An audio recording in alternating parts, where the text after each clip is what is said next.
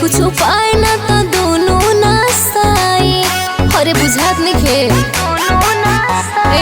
नए नए पाया भी तो सकरा जाई। करी कुछ उपाय ना तो दोनों नासाई।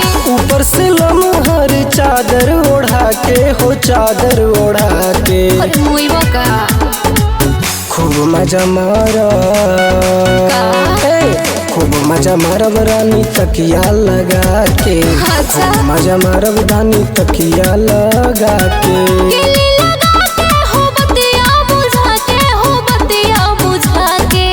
आज मजा मारा राजा तकिया लगा के। आज मजा मारा राजा तकिया लगा के।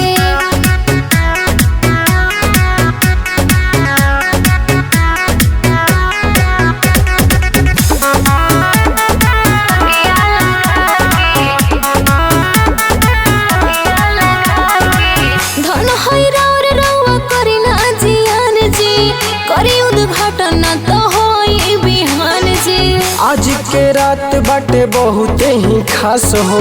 थोड़ा देर और तनी कर बर्दाश्त हो। ओ कहे कर बर्दाश्त धन हैरा और रउआ करी ना जियान जी। करी उद्घाटन तो होई बिहान जी। आज के रात बाटे बहुत ही खास हो। थोड़ा देर और तनी कर बर्दाश्त हो।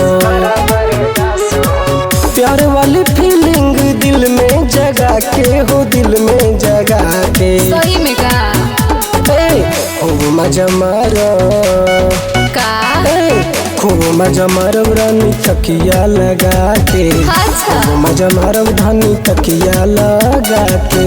आज मजा मारा राजा तकिया लगा के। आज मजा मारा राजा तकिया लगा के। तकिया लगा के। तकिया लगा के।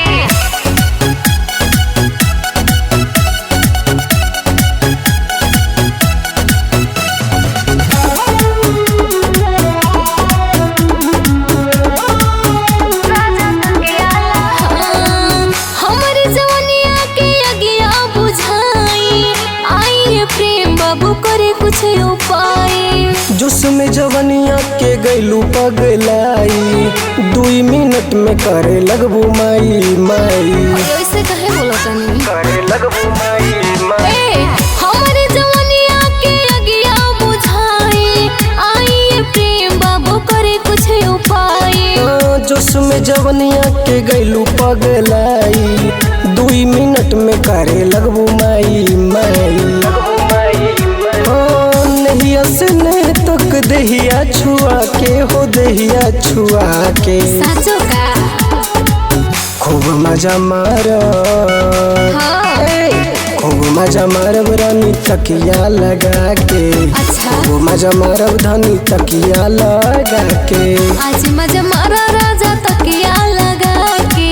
आज मजा मारा राजा तकिया लगा के। हर बुझल।